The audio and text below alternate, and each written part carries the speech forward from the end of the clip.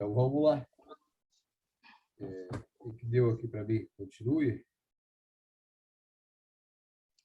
É que eu coloquei gravar. Ah, entendi. Ok. Daí vai aparecer uma mensagenzinha na tela, esqueci de avisar. Ah, legal. Pessoal, boa noite a todos. Vamos ver se a gente faz uma boa aula com interação, tirando dúvidas, respondendo algumas inquietações de vocês perante a questão de perícia e avaliação, necessariamente, né? Da parte normativa, da parte laboral da coisa, como fazer, como fazer. Então, assim, ó, não se acanhem, tá? À medida que vocês tiverem dúvidas, qualquer tipo de dúvida que vocês tiverem, podem mandar para cá, tá? Se porventura eu não souber responder, eu vou dizer que não sei. Não vou ficar mentindo ou contando história, né? Vou ser verdadeiro com vocês, tá certo? Mas, dentro da norma técnica, vai ser meio difícil a gente não conseguir responder o que deve ser respondido para fazer uma perícia como ela deve ser feita, tá? Completa e autoexplicativa. Eu estou vendo aqui, então, o Pérez. Pérez, você dá onde, Pérez? Para eu mapear aqui, pelo menos. Eu sou de São Paulo. São Capital. Paulo, região. Capital. Capital, beleza. Deixa eu só anotar aqui para não perder, para poder mapear, né, o trabalho de vocês. Ok. O Alexandre está falando de onde, Alexandre? Grande Porto Alegre, Cachoeirinha, Rio Grande do Sul. Ah, Cachoeirinha? Ah, legal. Alegre. E agora entrou mais o Adriano aqui, né? Bem-vindo, Adriano, boa noite. É Adriano ou não? Não. Tá com o advogado Adriano aqui. Não. É Cristiano? Não. É online que precisa.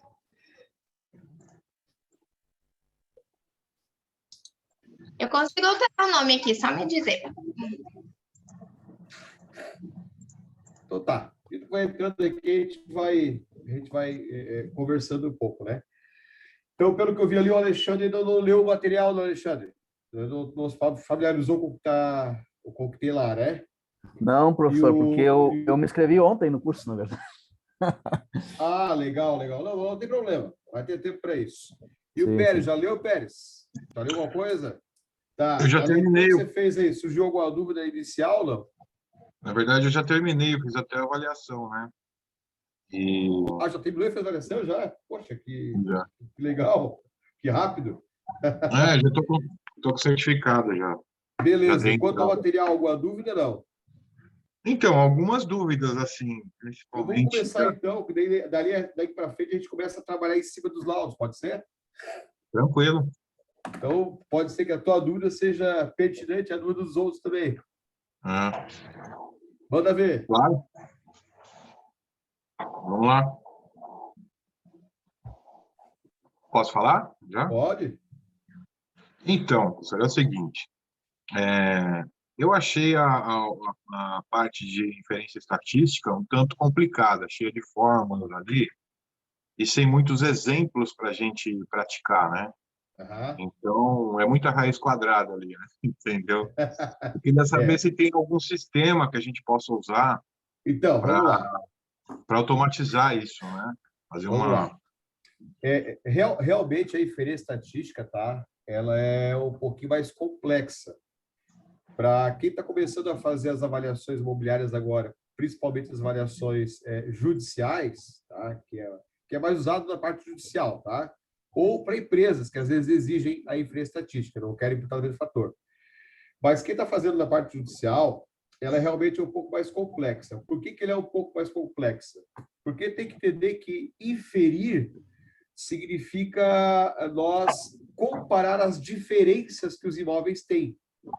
Tem muita gente que acha que o tratamento de fato, desculpa, que o método comparativo de mercado significa você encontrar imóveis exatamente iguais.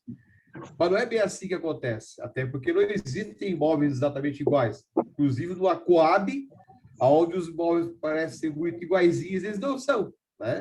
Porque o proprietário foi lá, fez uma mudancinha de uma grade, fez a mudança de uma mureta, então eles acabam tendo uma certa diferença entre eles, certo?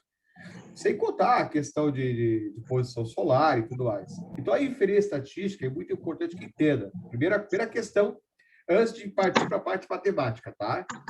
A inferência estatística, ela é um método que vai inferir as pequenas diferenças que existem lá. E para você conseguir se adaptar a essas pequenas diferenças, existem alguns testes matemáticos que têm que ser feitos. Por isso que aparece uma série de fórmulazinhas lá, que são esses testes matemáticos. E que se os dados que você está usando para aquela avaliação não estiverem dentro desses testes matemáticos, elas não podem ser inferidas, elas estão fora da norma. Vou dar um exemplo para você, tá? Um exemplo básico assim, e que está lá na norma, na ABNT 14653. Digamos que você está avaliando um terreno de 300 metros quadrados. Então, você vai buscar amostras para comparar esse valor de 300 metros quadrados, certo? Então, quando você faz inferência estatística, a primeira coisa que você tem que se preocupar é até quantos metros quadrados eu vou conseguir um terreno para comparar? Até 600, 1.000, 1.200 metros quadrados? Não dá. A norma não permite isso. A norma diz que eu tenho que usar o valor de metragem até 100% acima do valor que você tem, do bem avaliando. E até 50% abaixo do valor que você tem. Então, se eu estou buscando amostras para fazer um memorial de cálculos, tá? Seja por inferência estatística ou seja por tratamento de fator, e eu tenho um terreno de 300 metros quadrados, eu não posso buscar no mercado terrenos com 1.000 metros. Eles estão fora da norma, não podem ser comparados. Eu tenho que buscar até 600 metros. Quando eu faço inferência estatística, eu evito de achar terrenos com limite muito próximo ao range permitido. Se eu estou usando um terreno de 300, eu busco um terreno de 400, 450 no máximo, para passar os cálculos todos e eu não ter problemas com as amostras. Perfeito? Perfeito. Segundo momento, esse terreno tem uma testada e tem profundidade. A inferência estatística ela também vai estar jogando os valores dessa testada e dessa profundidade. Então, se o terreno que eu tenho é de 300 metros quadrados, eu vou buscar amostras de área até 600 e até 150. Aí, ele tem 15 metros de testada. Eu tenho que buscar, nas amostras, terrenos que tenham até no máximo 30 metros testadas, 30 metros, e até no mínimo 7,50 metros. Aí, ele tem 40 metros de profundidade. Eu vou ter que buscar dentro dessas amostras terrenos que têm até no máximo 80 metros e até o mínimo 20 metros. Então, se você botar isso no papel, vai perceber que no mesmo terreno, a área ela vai ser inferida de várias formas dentro da norma. Por isso tem aquele monte de cálculozinho lá. Então, ele vai estar analisando o terreno da amostra, se ele está dentro da norma da área quadrada, se ele está dentro da norma testada e se ele está dentro da profundidade. Se ele sistema ou no cálculo que você fazer. E aquele terreno não cabe para você justificar o valor que você encontrou, porque ele tá contaminando a tua amostra. E ele pode estar contaminando a tua amostra para mais ou para menos. Aí lá no frigir dos ovos, no final dos cálculos, o terreno que era para custar 200 mil pode estar chegando a 400, e você não sabe por quê. Porque a amostra que você usou contaminou o dado, quando você infere estatisticamente. É difícil de inferir? São sistemas que você tem que usar. O primeiro deles é o Excel. Se você pegar todas aquelas formas que estão lá no material e jogar no Excel, vai fazer a mesma coisa que qualquer sistema que você compre e faça.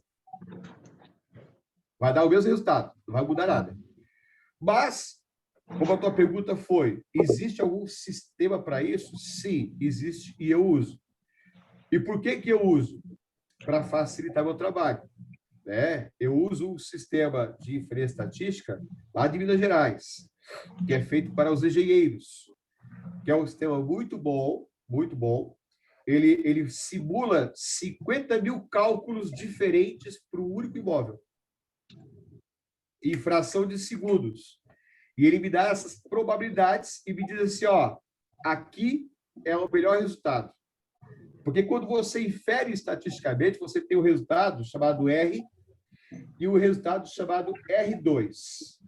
O que significa o resultado chamado R? O R é saber se a significância do teu valor, do teu laudo que você inferiu, está perto dos 100%. E o R2 é se aquela significância está perto de 100%, se ela atingiu o grau de explicação perto dos 100%. Então, quando você infere estatisticamente, você consegue lá o R2, por exemplo, 0,92, porque o R só vai até 1, tá? Ele é uma parábola. E o gráfico é assim. Por isso, quando vocês olham, vou até botar aqui, ó. Quando vocês veem, vai aparecer, vocês veem o gráfico de perícia, vocês sempre olham o desenho assim, ó, vocês já viram? Sim. É aquele desenho cheio de pontinhas assim, ó. Já viram isso? Sim. Então, isso é o R e o R2. Todo gráfico tem que apresentar uma diagonal, dessa forma aqui. Se ele estiver fora dessa diagonal, ele está prejudicado. Ele não está autoexplicativo. Por quê? Porque o range da inferência é de -1, 0 a +1. Então, o ideal é, quanto mais perto do 1 você chegar, mais autoexplicativo ele está. Então, para fazer esses cálculos, eu uso o sistema. Eu adquiri o sistema, eu uso para evitar que eu fale na hora de colocar isso no papel. Antes eu fazia no papel, tá? Às vezes eu passava uma noite inteira calculando e recalculando para chegar ali. Hoje não. Hoje o sistema, eu botei na cabeça que quem faz força é trator, guindaste, né? A gente não tem que fazer força. A gente tem que trabalhar com o mercado tem. Mas existem vários sistemas, tá? Para isso. Aí, assim, ó, tem o sistema Sysdea. O que eu uso é o INFER 32, que é o baita do sistema. Ele dá até mais resultados do que os outros em termos de gráficos. Tá? Tem um sistema que a Quibrep está oferecendo aí, que é também interessante. Ele também atinge a necessidade, certo? É o Precisum, se não me engano, que eles estão oferecendo, que é uma parceria deles. Ele também atinge a necessidade. Então, o ideal é usar o sistema. Mas, para usar o sistema, você tem que entender aquilo que está lá na apostila, aqueles passos da inferência, o que significa cada situação daquela. Tá? Duas coisas importantes que você tem que lembrar da inferência estatística. Ela serve para você mensurar as pequenas diferenças que existem no imóvel, certo? 2, quando o R e o R ao quadrado estiverem acima de 0,7, você já pode usar isso no seu laudo. Já tem, por norma, um valor desejável. Só que o ideal é que você não fique só no 0,7, 0,75. Por que o ideal é não ficar assim? O ideal é você simular para chegar o mais perto do possível. Porque, digamos, você foi nomeado por um processo aqui em Santa Catarina, né? E aí, porventura, você vai trabalhar com inferência estatística, que o teu laudo vai ser muito bem elaborado, perfeito e tal. Só que por uma questão de pressa do dia a dia, tu chegou nos cálculos lá e chegou no R 0,8, no R ao quadrado 0,7. Aí tu olhou, bom, tá dentro da norma, tá perfeito, batata, entrega o laudo. Só que daí tu teve a infelicidade de pegar um engenheiro, ou até mesmo eu, por exemplo, como assistente técnico da parte. A primeira coisa que eu vou olhar no teu laudo é o teu R. E se eu ver que o teu R está baixo, eu vou pegar os teus mesmos dados que você colocou no teu laudo e vou simular no meu sistema. E se eu atingir o R maior, eu derrubo o teu laudo. Nossa. Então, esse é o problema. Então, o que acontece? Você tem que chegar o mais próximo possível do U, para provar que o teu estudo foi, de fato, um estudo bem elaborado, bem pesquisado. Eu vou dar um exemplo para vocês. Eu fiz uma avaliação há 3 meses atrás de um imóvel em Pomerode. Imóvel único, tá?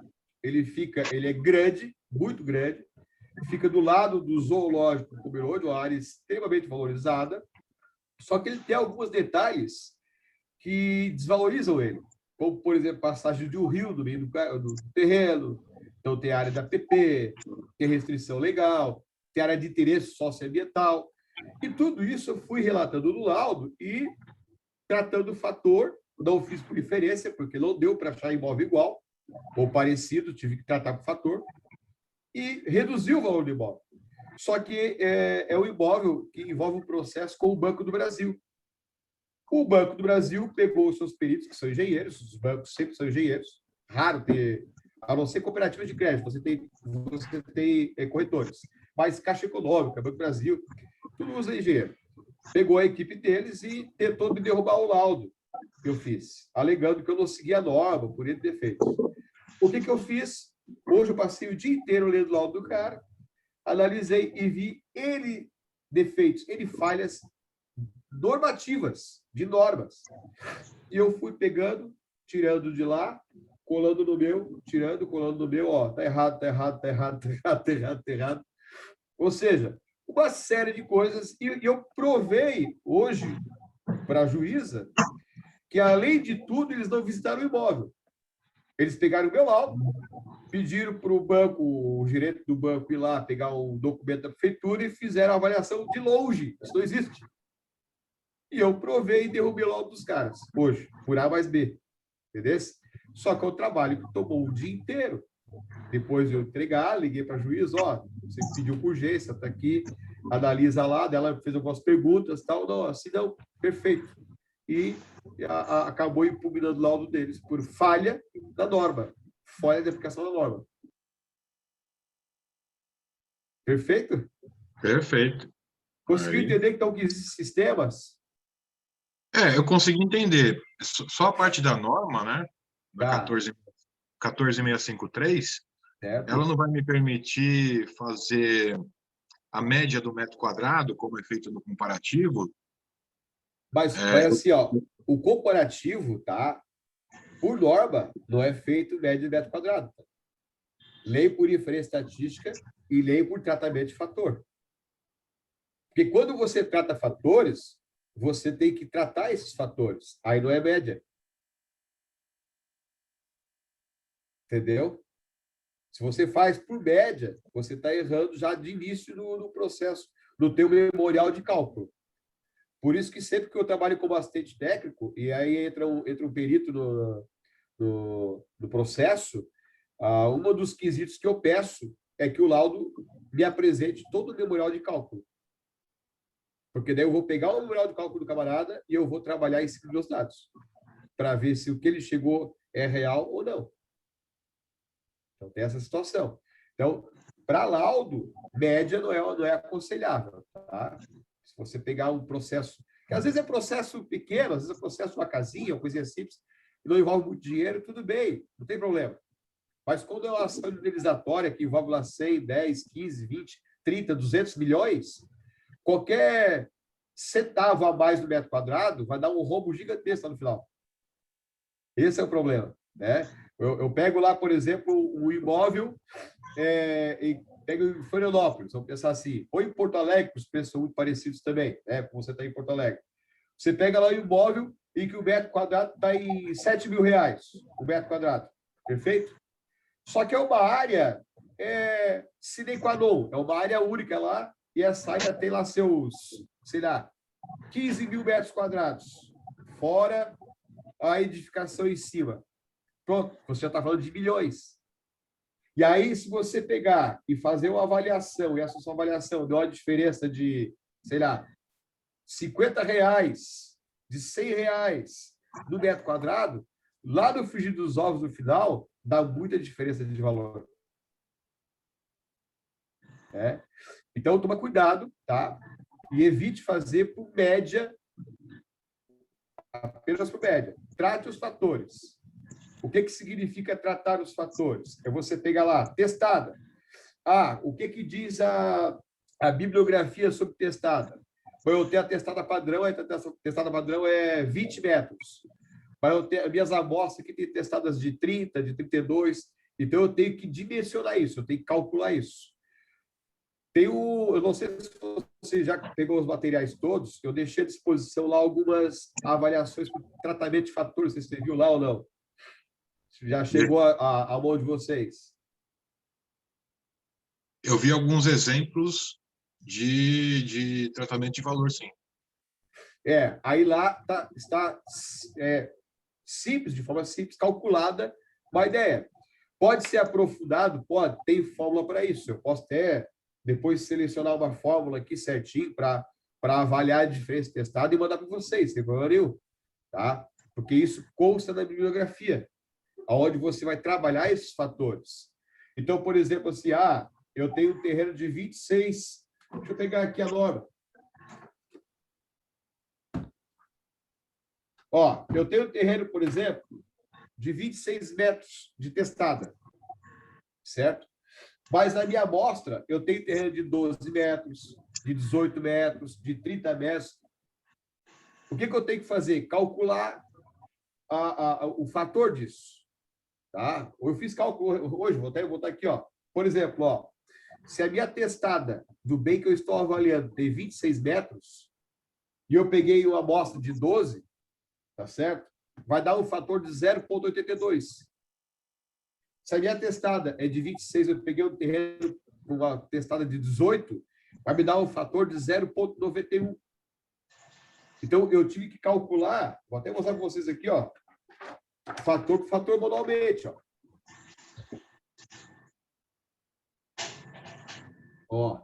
Estão vendo lá? Sim. Então, esses cálculos fogem daquilo que a gente costuma dizer que é média. Não é média. Eu estou tratando os fatores. Eu estou justificando o porquê que é diferente esse valor. Então, tome cuidado. Lá nesse material novo lá que nós temos, existe esse tratamento. Cada item tem um tratamento diferente. Né? Vou pegar, por exemplo, assim, eu já peguei algumas vezes, e isso vai acontecer com vocês também, de pegar terreno encravado. E agora, qual é o fator que eu uso para desvalorizar esse terreno encravado? Né? Não está previsto na norma, mas a bibliografia me diz que esse terreno encravado tem um percentual de desvalorização.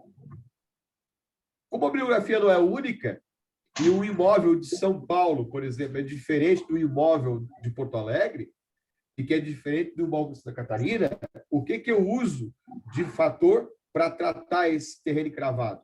Eu vou na prefeitura e pego lá o índice que eles usam para diminuir o imposto. Porque lá na prefeitura, quando eles cobram o IPTU, cobram o ITBI, eles sabem se o terreno é encravado ou não. E eles têm um índice lá, terreno que é encravado, o índice é 1,2, 0,6, não importa. Eles vão estar lá dando índice. Aí eu pego o índice deles, pego a lei, coloco no laudo a lei sobre terreno encravado, tal, para essa prefeitura é o índice tal. E aplico o índice em cima do metro quadrado. Para chegar no valor real, comercial desse terreno que é encravado, porque ele perde valor. Então, isso não está na norma. Isso vai estar onde?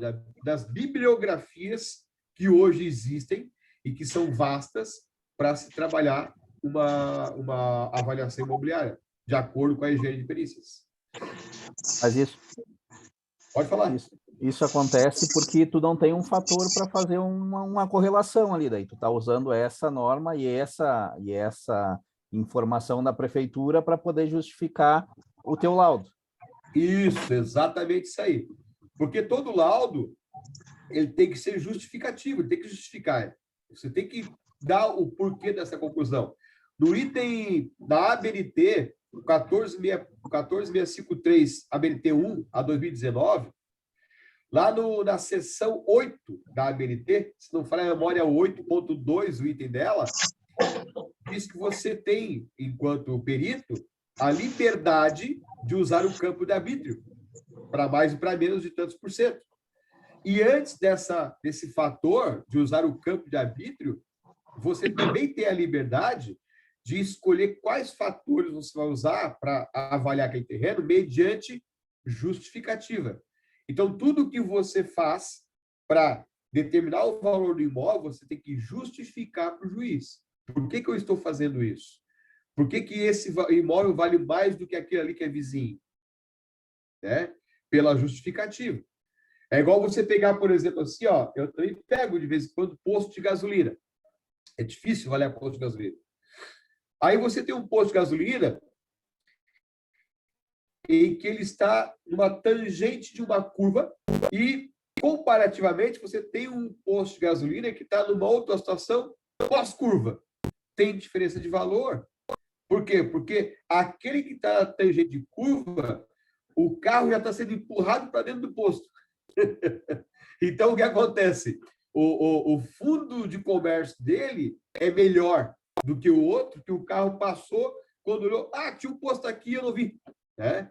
Então, esses fatores têm que ser explicados, justificados. Para você dizer assim, esse posto tem um fator de fundo de comércio melhor do que aquele por esse e esse sistema. Aquele tem um fundo de comércio pior por isso, por esse acontecimento aqui. Tá? Então, tudo tem que ser justificado. E você cria esse fator. Quase tudo já está em bibliografia. Tá? Se você buscar a bibliografia voltada para a avaliação de imóveis, quase todos eles já estão. Só que o problema é o que eu falei. O comportamento de um imóvel em Santa Catarina é diferente do comportamento de um imóvel em Porto Alegre, que é diferente do comportamento do imóvel em São Paulo. Então, você tem que entender o mercado regional para atribuir esse fator de desvalorização ou devalorização conforme o imóvel necessita e justificar isso. Né? Então, entendam, se você pegar simplesmente 30 terrenos, somar e dividir pela média, você não fez o tratamento de fator. Isso você não enquadrou a tua avaliação da ABNT. Aí você vai fazer aquilo que nós chamamos de avaliação expedita, que é uma opinião apenas de mercado, mas não é um laudo, não é um parecer técnico. Então, para a inferência estatística, é a mesma coisa. Na verdade, a inferência estatística está inferindo os fatores. E o tratamento de fator, você está tratando os fatores pela bibliografia. X coisa tem um fator melhor, pior. Por exemplo, assim, quando eu avalio locação de apartamentos, né? Ou até apartamentos, vamos dizer assim. Se o apartamento está no 7º andar e eu tenho 5, 6 amostras que estão no 3º, eu posso usar. Não impede com que eu use. E os 5, 6 amostras que estão lá no 15º, eu posso usar. Não impede que eu use. Só que eu tenho que tratar esses fatores de forma diferente. Por quê? Porque eu sei que imóveis do 1º até o 4º andar não precisam de elevador. Tem um valor diferente. Imóveis que estão no 5º, 6º, 7º, 8º para cima precisam de elevador. Então, imóveis que estão no 10º para cima tem um outro panorama, se for perto da praia, por exemplo. Então, o que acontece? Esses fatores têm que ser tratados. Tem bibliografia para isso? Tem. Imóveis de 1 ao 4º andar vale 0,8, supor o fator. Imóveis do 5º ao 10º, 0,9. Do 10 para frente, 1,0, 1,2. Ou você tem lá o imóvel que está no 7º andar, todos aqueles que estão embaixo valem um fator menor. Todos aqueles que estão em cima valem fatores maiores. Porque você tem que lembrar que esses fatores têm que ser tratados de acordo com o imóvel que você está avaliando. O importante é o imóvel que você está avaliando, não é o imóvel fulano, é o imóvel que você está avaliando. Mas tem que tratar esse fator. Por isso, tome cuidado. Quando fizerem médias, somar e dividir, isso não é tratamento de fator. Isso é apenas uma média ponderada, e a média ponderada não se enquadra nem no anexo A e nem no anexo B da ABNT. É tida na ABNT como uma opinião de mercado apenas, mas não é um tratamento de fator e não é referência estatística. Perfeito?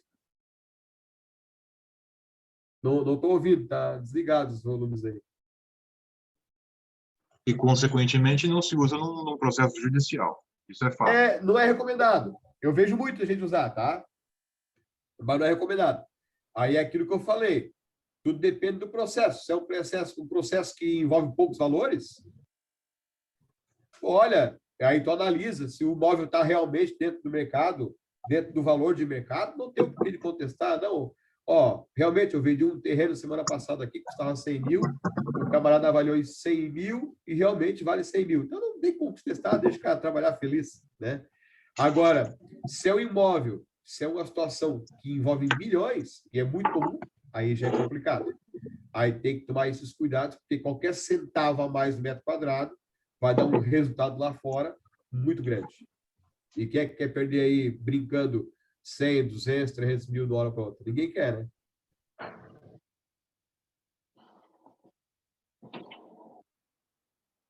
Perfeito. Mais dúvida, gente? Assim, só, não sei se o colega vai falar. Tem muita gente Fica à aqui. vontade. Você comentou sobre o fundo de comércio. Eu não vi nenhum tópico aqui tratando fundo de comércio. Por exemplo, um posto de gasolina. Ele vai valer com o X determinadas vezes quanto fatura, né? Obviamente, ou a galonete, né? E não vi, por exemplo, eu acredito que seja uma informação até difícil de você medir, né? Porque é às bem vezes o cara não quer, simples. né? Ele não quer nem falar para você, ó. Eu Ele não está no material, porque é uma situação bem simples. Não cabe a nós, corretores de imóveis, avaliar fundo de comércio. Se fizermos isso, estamos cometendo crime de profissão. Por isso que eu estranhei o comentário de fundo de Quem comércio. faz a avaliação de fundo de comércio é o contabilista. Ou talvez o administrador, mas o certo é o contabilista que tem o fluxo de caixa. Ele é que faz essa avaliação. Agora vamos por etapa. Vamos lá. Primeiro, quando eu falei em fundo de comércio, eu talvez tenha me expressado mal, mas é a vantagem comercial. É um fator chamado vantagem comercial. Aí nós temos essa capacidade. Ó, aqui tem uma vantagem comercial melhor do que lá. Perfeito? Segundo, talvez eu tenha me enganado, porque geralmente quando eu pego posto para fazer avaliação, eu sou obrigado a contratar terceiros. E um dos terceiros que eu contrato é o contabilista para fazer a avaliação do fundo de comércio. Sou obrigado. Tá? Não tem como fazer diferente. Mas assim, ó, eu não avalio o fundo de comércio. Quem avalia é o contabilista. Se eu fizer isso e assinar por isso, eu estou cometendo um crime profissional, estou ferrado. Porque a outra parte pode me denunciar e aí a coisa vira um pandemônio, vamos dizer assim, né? Temos que responder por esse ato.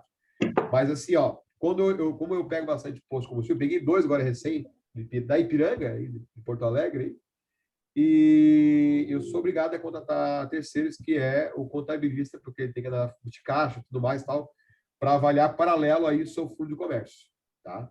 Mas nós, enquanto corretores, podemos avaliar a vantagem comercial que o ponto tem. Se está numa rua movimentada ou não, uma boa avenida ou não.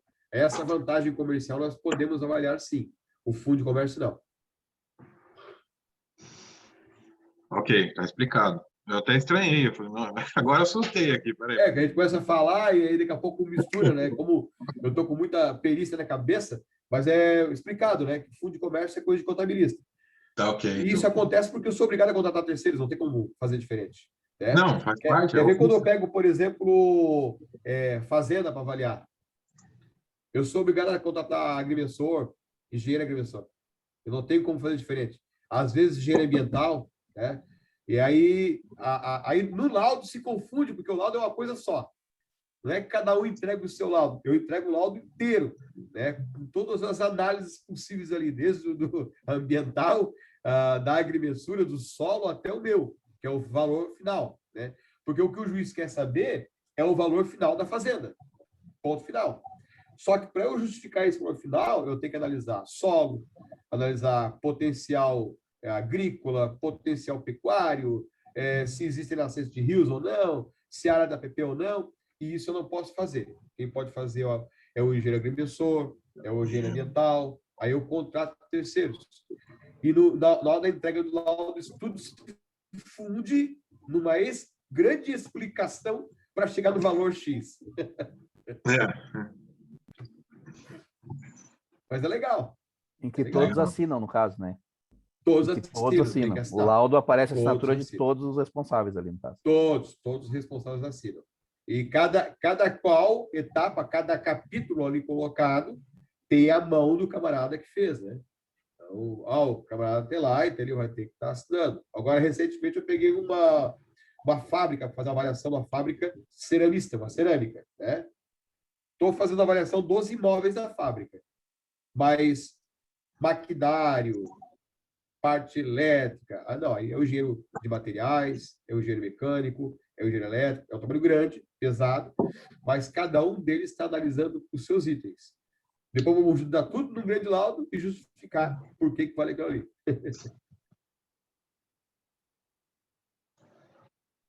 Mas aí também ganhou essa causa, pode botar os burros na sombra aí também, que tá tudo certo. Na verdade, essa não foi causa, esse foi um trabalho privado, né? Ah, privado? Ah, bom. Privado. As empresas sempre procuram a gente, tá? E existe... porque assim, ó, eu como tenho muita avaliação judicial, pouco corro atrás de empresas privadas, tá? Vira e mexe aparece uma pelo meu site, tá? Eu fecho um contrato. Eu não gosto de ficar muito discutindo valores, assim, apesar de eu ter crescido, eu nunca fui corretor de imóveis. Eu sempre fui perito. Desde quando eu cresci, eu sempre trabalhei na área de perícia. Eu gosto da parte jurídica, né? Então, quando parte para discutir valores, eu não sou muito chegado, porque eu penso que o meu valor é o meu valor. Se o cara quer fazer com que eu faça pela metade, eu não vou fazer, né? E aí eu sei que empresa privada quer pagar menos, sempre, né? Então, eu raramente pego. Quando eu pego, é porque os caras vêm com a indicação do advogado, tudo mais e tal, e já vem com a ideia formada, o advogado já fez a cabeça dele, que o valor que eu vou cobrar é um valor suficientemente caro, porque eu tenho que contratar terceiros. É isso? E eles não são baratos. O engenheiro elétrico não é barato, o engenheiro ambiental não é barato. São caros, né? Mas, então, é uma avaliação privada, né? Esse tipo de situação. Mas existe uma coisa boa, algo legal, que se vocês tiverem esses contatos e não estiverem muito ligados à parte jurídica do TJ e tudo mais, as empresas são obrigadas hoje a atualizar seus ativos, tá? Antigamente não era assim. Antigamente, lá no imposto de renda anual, bastava o contabilista dele fazer uma depreciação física e econômica do imóvel que a empresa tinha, que passava na receita e estava tudo certo. Agora mudou, não é mais assim. Agora, os caras são obrigados a atualizar o valor de mercado do imóvel. E tem um monte de empresa que está tendo que fazer isso. Então, se vocês têm contatos empresariais, é um puta do caminho para achar trabalho bom, tá? Porque tem muita empresa que tem muito terreno, muita fazenda, muito isso, muito aquilo, e eles são obrigados a atualizar o valor de mercado, senão a receita pega eles. Então, tá lá, faz parceria que vocês fazem. Eu tenho um colega que ele faz parceria da seguinte forma: ele sabe que a empresa está sempre negociando imóveis, tem uma carteira de imóveis lá, está sempre negociando, aí ele faz um valor reduzido da avaliação, um valor reduzido do laudo, mas ele assina um termo lá em que ele, quando for colocar venda ou coisa parecida, ele é um dos predicados, os preferidos para assumir a responsabilidade da venda do imóvel. É uma forma de ganhar dinheiro também.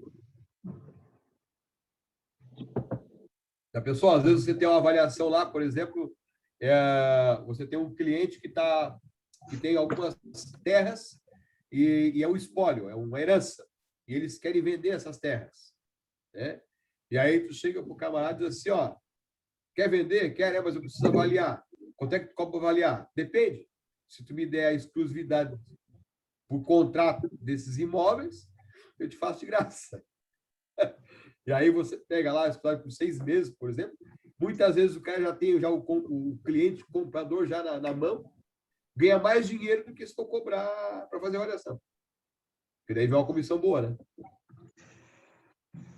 Mas aí, professor, pode ter um jogo de interesse, né? Quando a parte de contrato, ela, às vezes, até imagino que ela queira sugerir, interessa para mais ou para menos, Não, mas daí assim, ó, né? aí é a questão da ética profissional que o perito tem que ter, né? E dos cuidados que ele tem que ter a emitir o laudo, porque ele também está cerceado por lei, né? Se lá na frente for descoberto que ele fez algo, vamos dizer assim, de má fé, ele pode responder por isso.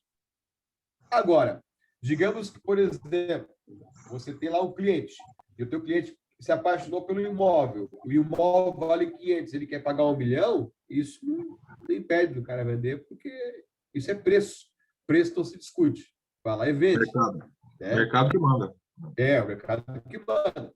Mas você emitir um documento, um laudo, com a tua assinatura, com as tuas credenciais, valorando o imóvel de uma maneira surreal, que não existe no mercado, tome cuidado. Tome cuidado, porque você está lesando alguém lá na frente, tá? E esse alguém pode cobrar pesado de você. Perdas e danos. Porque esse laudo que você está emitindo, não sabe para onde vai. Não sabe. Às vezes o cara vem na maior das intenções, aparentemente, né? Mas por trás o cara quer botar esse terreno num empréstimo do BNDES, num empréstimo do banco qualquer de fomento, e aí o banco pega, olha, vê tuas credenciais, o laudo bonitinho, bem feito, elaborado, mas com valor surreal. Mas o banco entende que você é um profissional de boa fé, né? Um profissional lícito, e resolve emprestar para o cara um valor X. Beleza. Daqui a 1 ano o cara não paga mais as prestações, o banco vai lá e tentar pegar e arrematar o imóvel pela dívida e descobre que vale 3 vezes menos. Em cima de quem você acha que o banco vai? Processo. Então, vai em cima do dono do imóvel e do quem avaliou o imóvel, porque o teu nome está lá, tua assinatura está lá, teu documento está lá.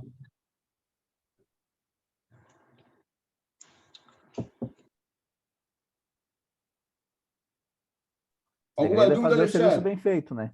O segredo é fazer o serviço bem feito. Tem que ser bem feito. Bem feito dentro da lei, né? Eu acho que, como eu não peguei o material, né, professor, eu acho que tem que pegar as bases, o colega ali está bem mais informado ali, porque já está formado praticamente aí com o diploma na mão, né? Mas entender bem o que são as normas, o que são as bibliografias que a gente tem para conduzir aí também, aí para ter essas alternativas paralelas aí, né? Claro. Mas seguir o que tem, o que é o correto, na verdade, né? Eu tenho uma situação, a gente tem um sítio de família aqui também, que se for pegar o valor que está na escritura, é irrisório, né? Hoje, se tu fizer uma avaliação, né? Isso é até um fator que a gente tem analisado, porque daqui a um pouco a gente vai fazer uma avaliação desse imóvel, partilhando ele em terrenos para ver se consegue arrecadar um pouco mais e assim fazer a divisão entre nós da família, né? Nessa questão de avaliação de partir terrenos, aí já não é o método comparativo, né? Aí já é o método involutivo. Né?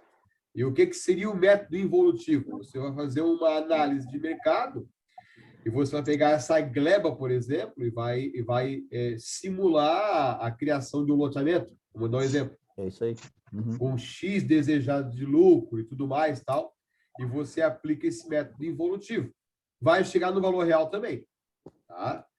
Mas daí ali você vai clarear as suas ideias para ver qual é o custo que você vai ter para desmembrar, o quanto de lucro você imagina ter pós-desmembramento, né? Quais as etapas que você tem que fazer, aí já é o método involutivo. Aí não é nem o comparativo, não é nem o de custo, é o involutivo. Que faz esse tipo de... E aí no material ela tem também. Tá? Se eu pegar a memória, tem também. Tá, joia. Obrigado. Faz parte da BNT ali, né? A pergunta que eu faço a vocês, a Isis aqui foi? Não estou te vendo, Isis. A pergunta vai ser o seguinte: já fizeram uma avaliação de mercado, algum laudo? Não, Não fizeram ainda, não apareceu o cliente para vocês ainda fazer. ainda não. Ainda não. Eu E tenho um caso, ia até te perguntar, mas tá, pode agora- falar. Também não. Fica à vontade. eu tenho um caso na prática aqui que eu vou fazer Tá, sobre um imóvel que o proprietário está interditado, né? Tá declarado incapaz, etc. entendi. Aí o Ministério Então, Público está entrando na área. está na mão da É, curadora, né? o Ministério Legalmente, Público está na entra. mão da Aham, curadora. E eu não tenho acesso a esse imóvel, porque ele está locado e tem uma incorporadora querendo comprar. Tá? aham, Então, já formalizou a proposta, tudo. certo, E eu não tenho como visitar esse imóvel. E o requisito mínimo lá é visitar o imóvel. certo. Agora, você comentou sobre a opinião de mercado. Nesse caso, seria adequado o quê? Eu não Então, tenho como visitar. Eu é, posso tirar uma va- fotografia vamos na lá. frente, mas É, eu não vou entrar. Não vou vamos saber o lá. que tem lá dentro, né? O padrão. Não vou definir padrão, vou saber o custo. Certo, certo. Nesse caso, a norma prevê isso também, tá? Esse tipo de situação. Porque não pense que seja incomum isso. É bastante comum, né? Imagina tu ser designado para avaliar um imóvel lá na favela. Vai achar endereço aonde? Né? Vai botar vida em risco como? Tudo isso. Então, a norma técnica, ela prevê esse tipo de situação. E o que ela diz? Eu vou tentar achar aqui para vocês. Ela diz o seguinte: isso aqui é minha Bíblia, né? Eu estou sempre com ela na mão aqui, ó. Norma técnica. Então, o que ela diz? Primeira coisa, a primeira ação a fazer não é nem ir na norma. A primeira ação a fazer é o seguinte: se é uma avaliação, tá, judicial, e nesse caso, como ele está interditado e o Ministério Público já está em cima, porque quem atua no Ministério Público, a Corredoria, você pode solicitar para que o desembargador, né, geralmente o desembargador, emita um mandato para que você adentre o imóvel e faça a investigação que tem que ser feita. Você pode solicitar isso, tá? Entenda uma coisa: quando você está perito judicial, não é quando você é, quando você está. Porque você só está perito judicial quando você é nomeado. Você tem poder de polícia, pode inclusive prender a pessoa. A lei diz isso. A lei te defende dessa forma. Então, o que acontece? Quando você tem uma situação dessa, tá? A primeira coisa a fazer, se você for nomeado nos autos, é solicitar ao desembargador ou ao juiz que ele viabilize a entrada da tua pessoa no patrimônio. Aí, o que acontece? O oficial de justiça vai lá contigo, a polícia vai lá contigo, né? Comunica a pessoa, aí vai na data marcada, a hora marcada, e tu consegue entrar no imóvel tranquilamente. A lei permite. Mas digamos que não deu, que foi impossível. Aí a norma, ela te dá essa saída, tá? E, inclusive, ela te dá, eu estou tentando achar aqui o item da norma certinho, a seguinte situação, que são pressupostos e ressalvas e condições limitantes de um laudo. Está na seção 6.9 da ABNT 146531, que diz que quando você não pode, por N motivos, entrar no imóvel, você pode avaliar imóveis supostamente parecidos, aí sim trabalhar com uma média e apresentar uma opinião de mercado. Beleza. Aí você está justificado na norma, a norma previu isso. Então é possível sim, tá? Não está contra a norma, não está contra a lei, e você fez seu trabalho como deve ser feito.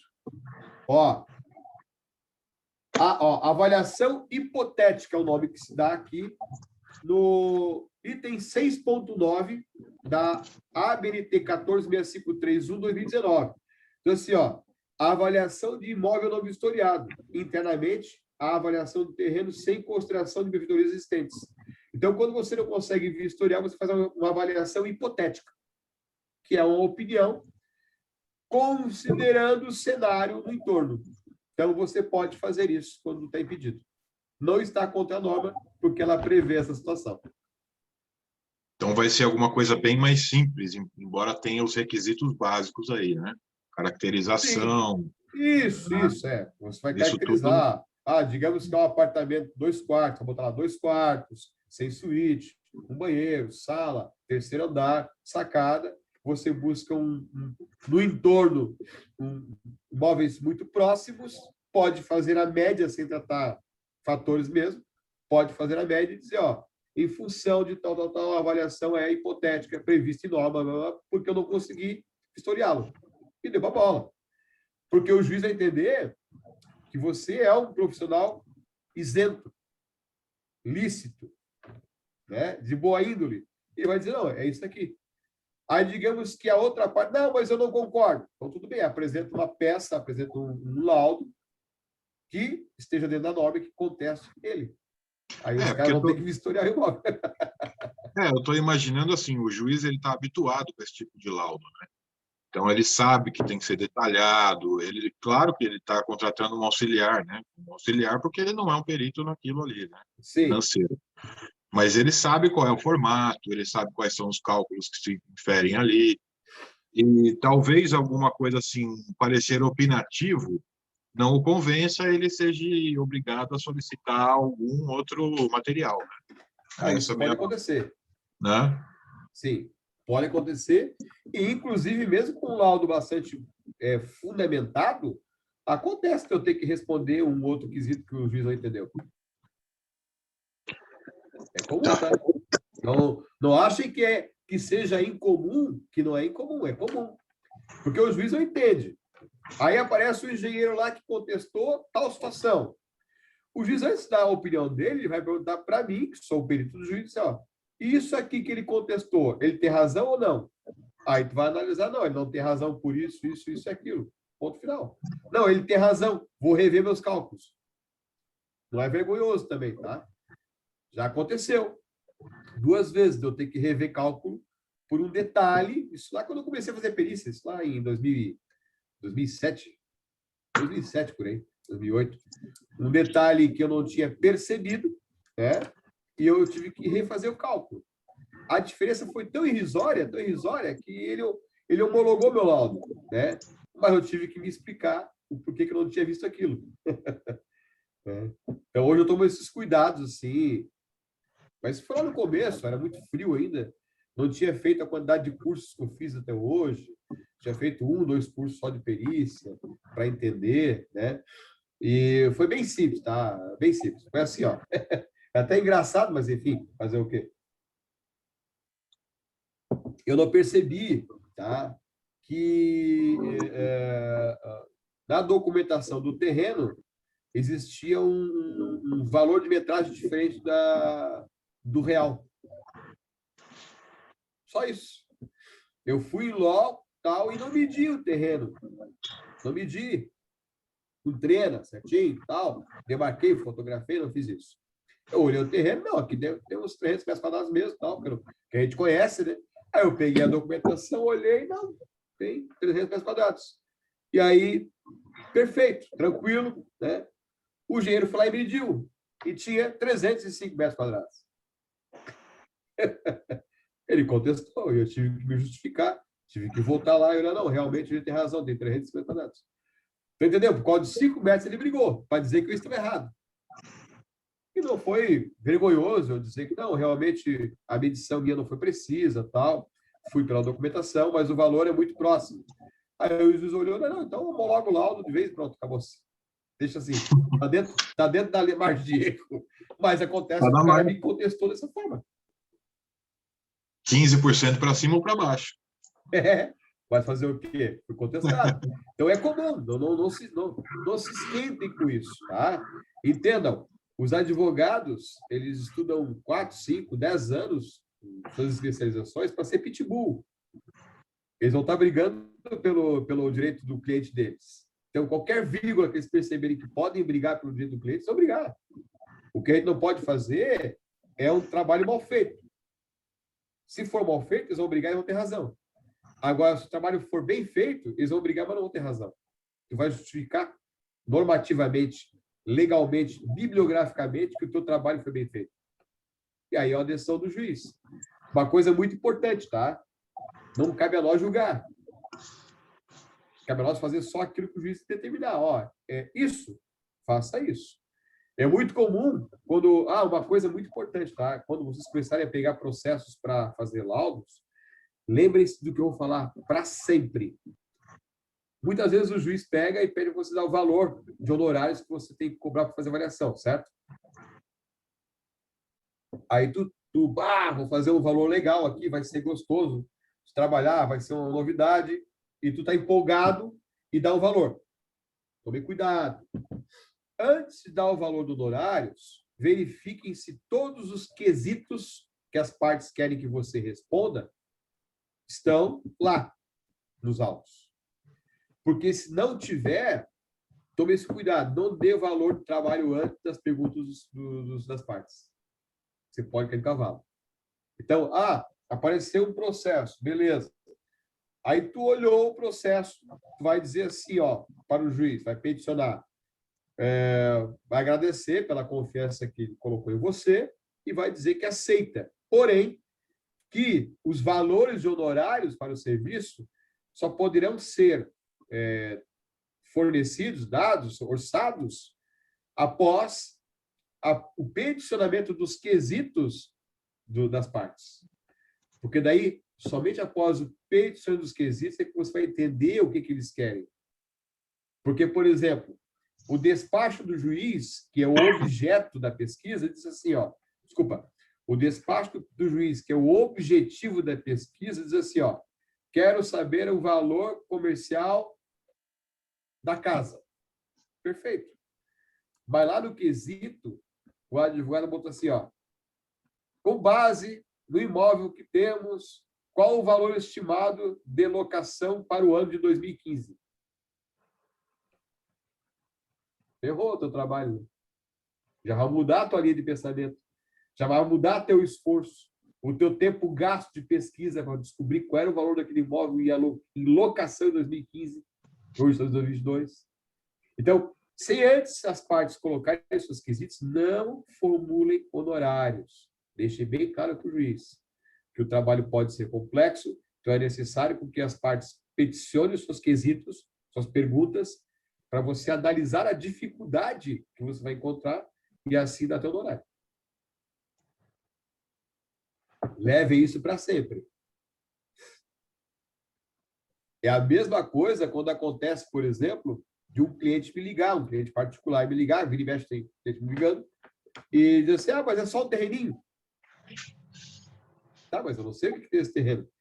Tem o riozinho lá, coisinha básica. Não, piorou, né? Piorou o trabalho. Então, assim, para eles é só coisinha. Mas para você não é. Para você é um baita um trabalho que você tem que fazer. Para você fazer todo o levantamento do imóvel e fazer essa avaliação. Não é uma coisa simples. Tem por isso, gente... uns maricá, uns... É isso, né?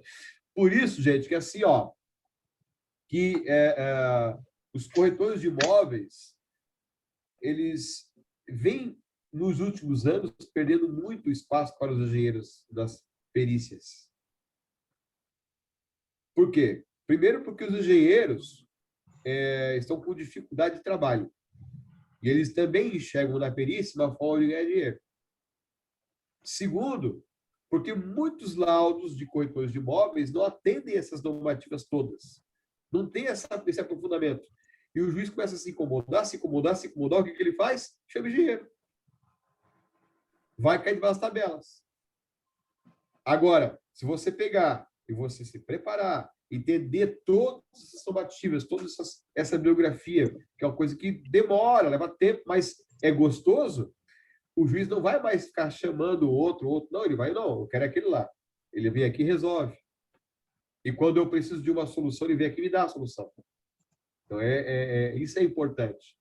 Esse material que foi produzido pelo IBREP novo aí, foi pensando nisso. Pensando em ser mais prático possível, para vocês não perderem tempo em fazendo coisas que não devem.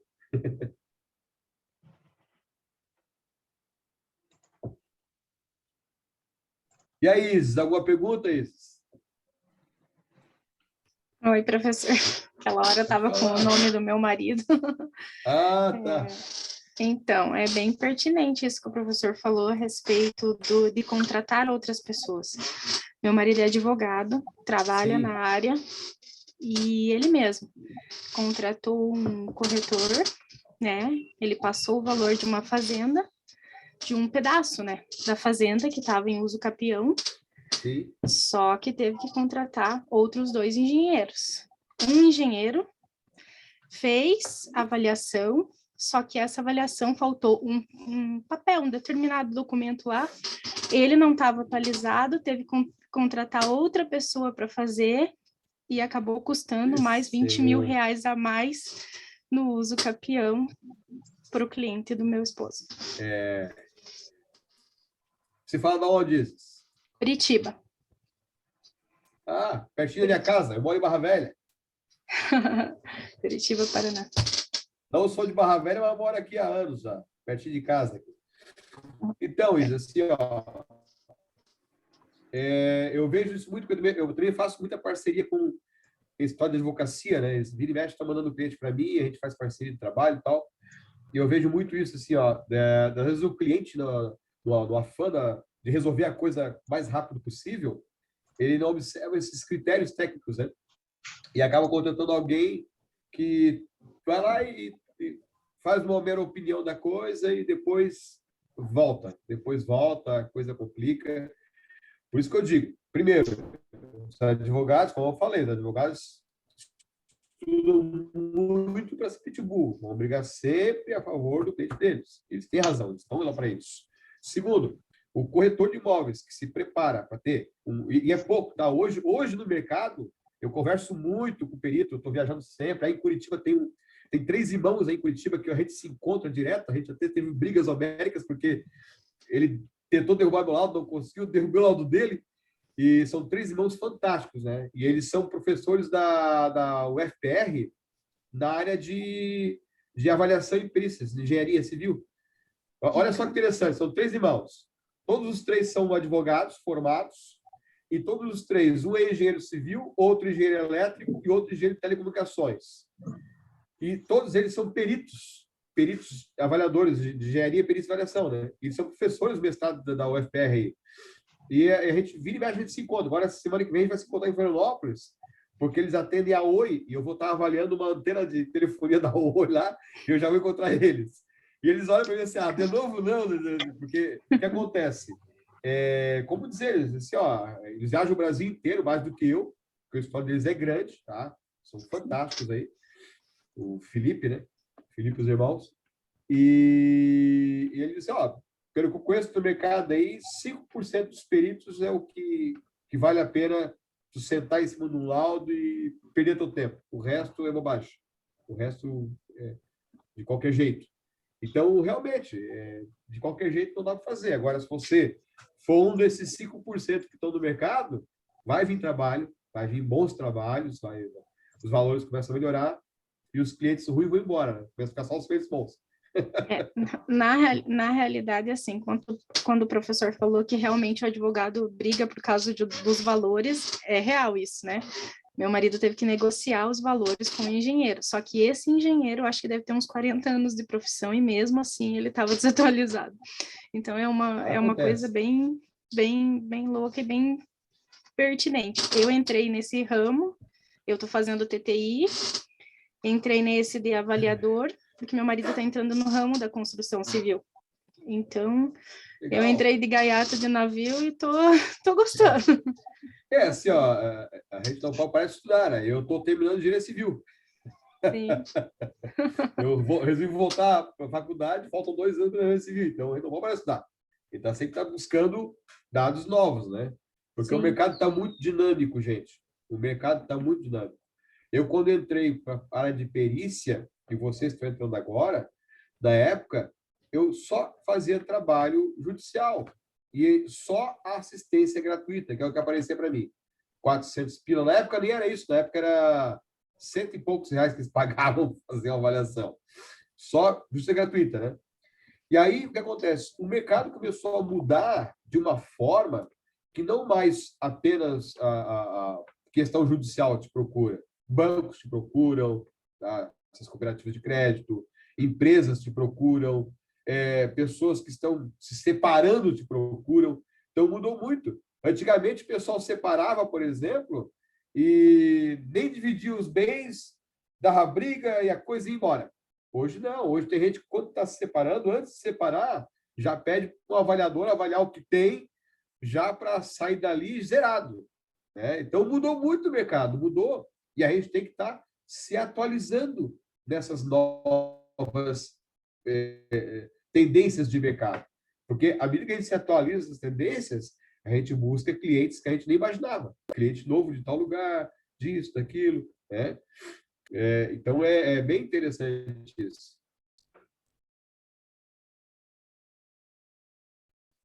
Mais alguma dúvida, gente?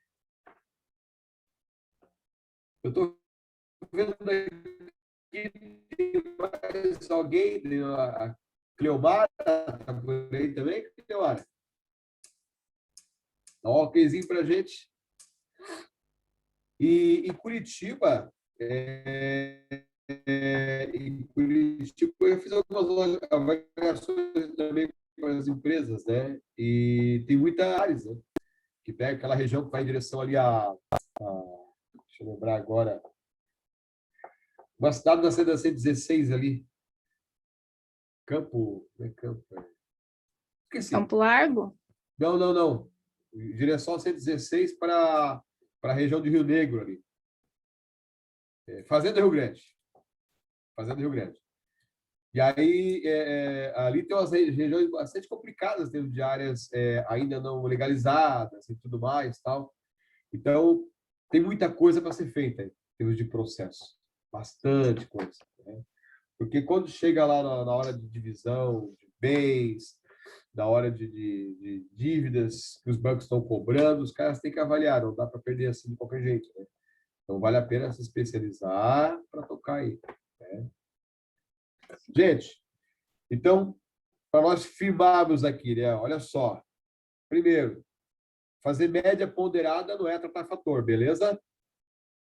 Vamos buscar esse conhecimento para evitar de lá na frente vocês pagarem caro por isso. Pagar caro significa ter que ser chamado pelo juiz para justificar o porquê que chegou aquele valor e não fez a coisa certa, tá? É bem chato. Você fica irritado, tem que fazer isso. Então, fazer tratamento de fator está no anexo B da ABNT. O anexo A da ABNT é a inferência estatística. Nós, corretores de imóveis, quase que 100% das avaliações, para quem não tem conhecimento de inferência, é tratamento de fator.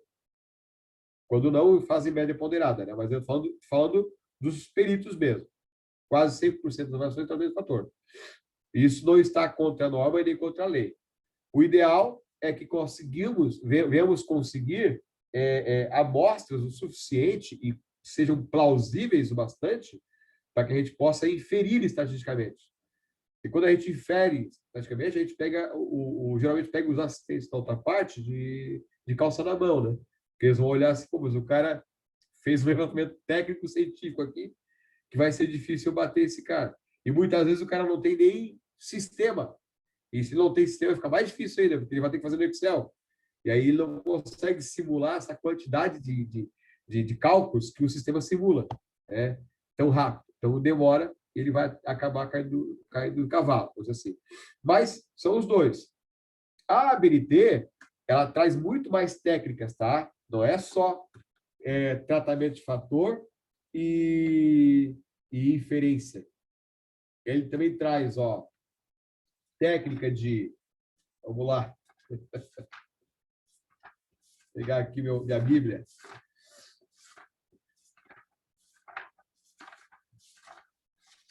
Que para nós já não é usual. Mas o anexo, por exemplo, C, já é por regressão espacial. O anexo D já é por análise involutória de dados. O anexo E já é por redes neurais artificiais. Então, vocês estão vendo a gama de métodos que existem para você fazer uma avaliação? Bastante. Mas, se nós ficarmos bons, realmente bons, no tratamento de fator e da inferência posteriormente, perfeito. Eles podem vir com qualquer técnica que vai chegar no valor igual, que é o valor do mercado. E se chegar no valor igual, está perfeito. Vai contestar o quê? Não é verdade?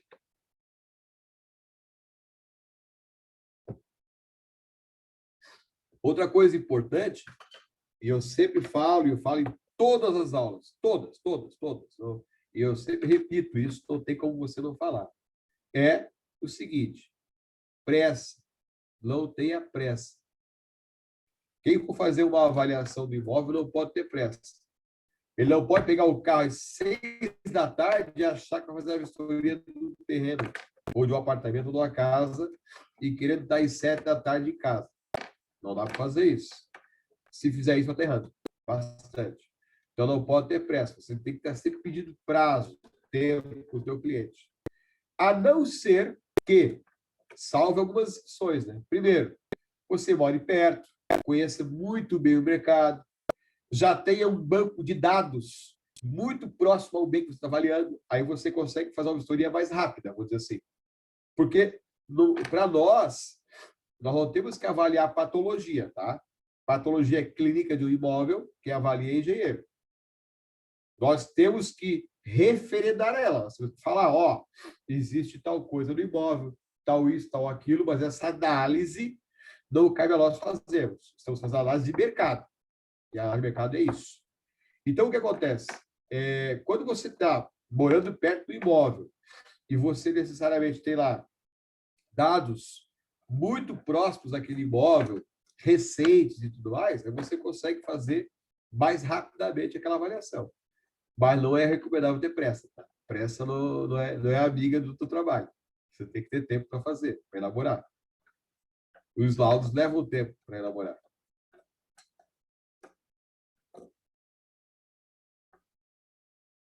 Dúvida, gente?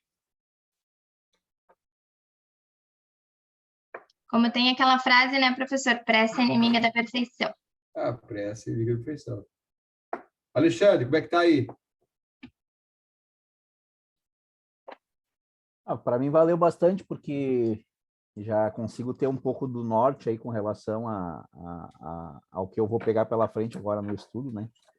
E principalmente essa informação dos fatores, né? Que para nós passa a ser uma base bem clara de como fazer a avaliação, né?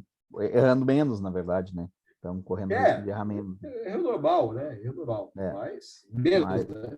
Mas agora, pegando o material e destrinchando ele, eu acho que fica mais fácil, né? A gente entender todas essas colocações que você fez aí. E claro, eu acabei entrando no curso por uma oportunidade, né? Certo. De mercado, né? Eu tenho muitos amigos que são advogados, que trabalham nessa área de investimentos também aí, então tem que aproveitar a rede que tu tem, né? Vai um segredinho aqui, ó. O que eu faço com os escritórios de advocacia, tá? Que são meus parceiros aqui, em Santa Catarina.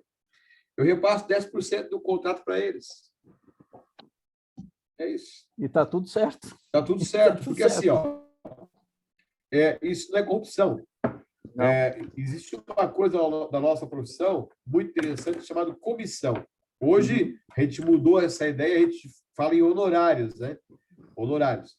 Mas sempre foi comissão. Então, nós sempre cobramos a comissão da venda do imóvel. Então, por que eu não posso pagar a comissão da venda de um contrato? Não é verdade?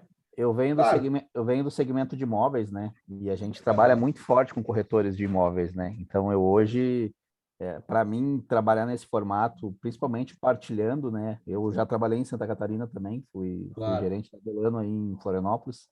Delano. E eu tinha uma parceria muito grande com a Pirâmides aí, com o grupo Pirâmides de imobiliárias aí, né? Sim. E eu tinha um modelo de negócio com eles que funcionava bem, né? Eu partilhava um comissionamento para a imobiliária e depois partilhava no corretor, né? Então, não vejo nenhum problema em fazer isso. Tem advogado que não gosta, tá? Que diz, meu cliente, tal, não estou preocupado com isso. Mas, geralmente, quando os escritórios são muito grandes, assim, eles têm muita despesa também. Então, assim, ó, tem uma empresa lá, o cara tem uma empresa, ele quer avaliar os ativos da empresa. Ó, meu valor aqui é tanto, cara, eu te passo 10% disso. Tu acha que ele vai dizer não? Não, ele também está ganhando com isso, sabe do teu trabalho e tudo mais e tal. Então, é uma forma de você captar teus clientes também, tá? E entenda, repassar o 10% não significa uma perda, porque se você não tivesse esse teu parceiro te indicando para esse trabalho, você não teria nem esse trabalho. Aí o teu parceiro te indicou, beleza, cobrei 30 mil por serviço lá. Não custa passar 3 mil para o escritório de advocacia, para eles pagarem lá a água, a luz, telefone, internet, e continuar a vida. Você está fazendo o seu trabalho. Você não teria aqueles 27 mil que você está manuseando lá, né? Se não fosse esse teu parceiro. Então, é uma forma que eu encontrei aqui, é muito legal, dá certo.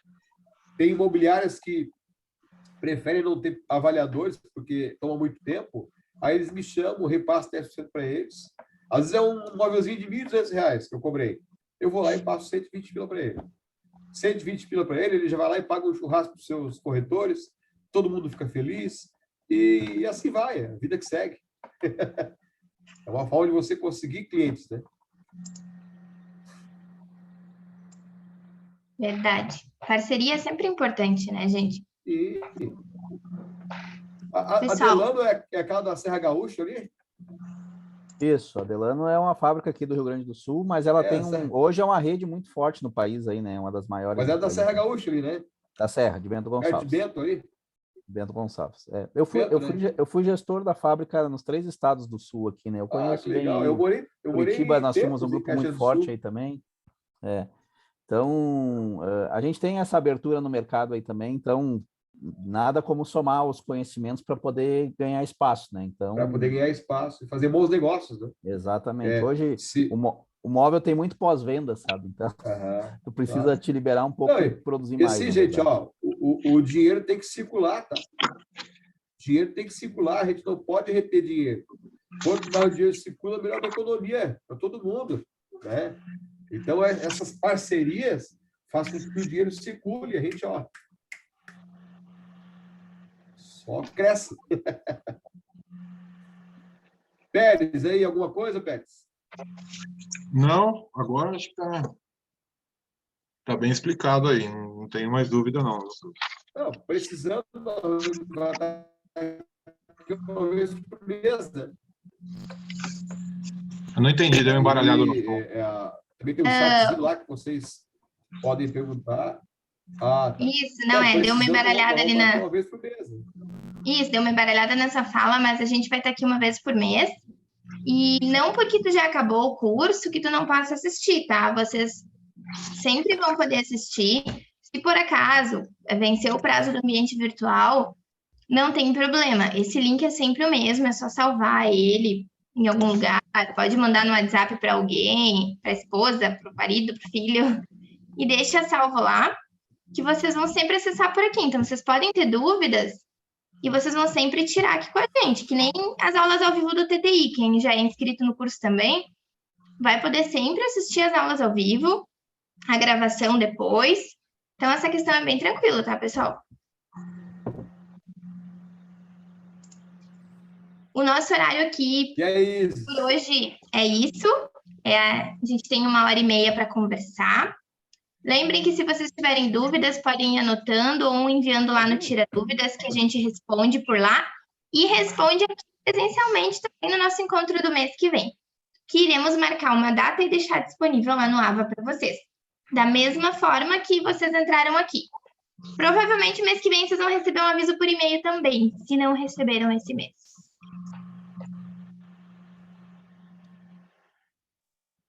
Então tá. E aí, Isa, alguma dúvida?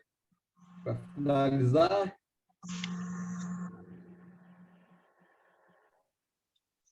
Por enquanto, ainda não, professor. Na realidade, já pegou material também ou não? Ainda não peguei o material. Eu estou no curso de TTI, então eu estou fazendo meio que paralelo os dois ali. Entendi. Daí não consegui ainda acessar o material. No curso de TTI, tá? Quando eu fiz lá, anos atrás, eu lembro que tinha uma fase do curso lá que pegava a parte de arquitetura, né? Conhecimento arquitetônico dos imóveis, né? Dê uma atençãozinha boa para essa parte, tá? Porque você vai encontrar muita situação de perícia em apartamentos, em casas, que vão exigir esse conhecimento de você. Principalmente quando você pega casa diferenciada, né? Você pega uma casa lá que tenha travertino italiano, sei lá, pista de boliche embutida, é complicado.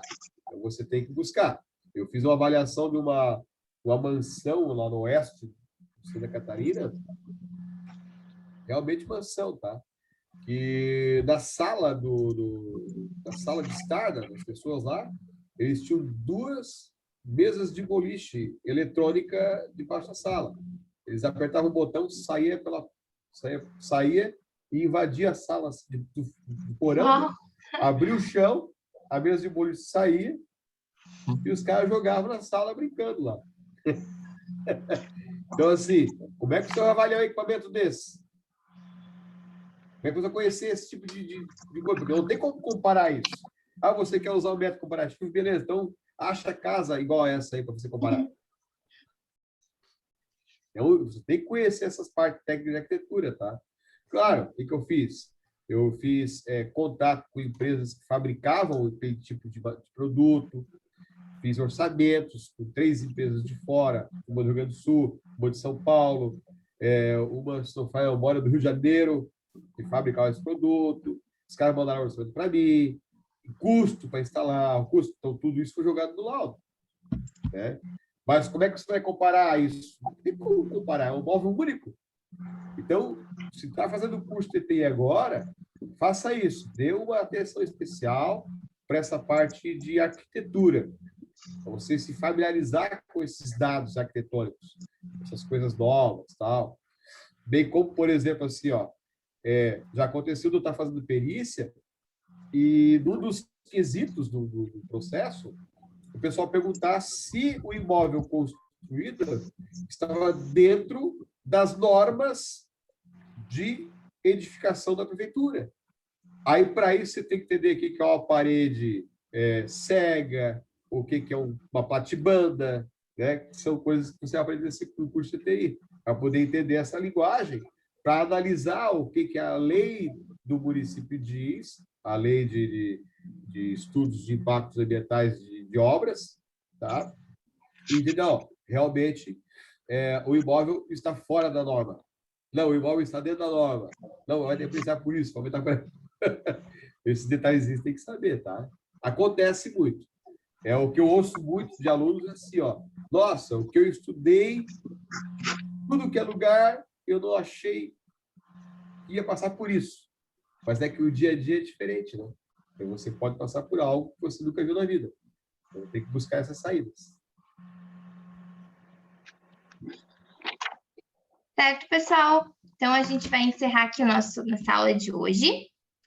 Fiquem à vontade para interagir conosco lá no Tira Dúvidas, tá? A gente também tem um grupo no Telegram, quem quiser participar, fique à vontade, participem, entrem. Coloquem lá no Telegram Alunos e BREP.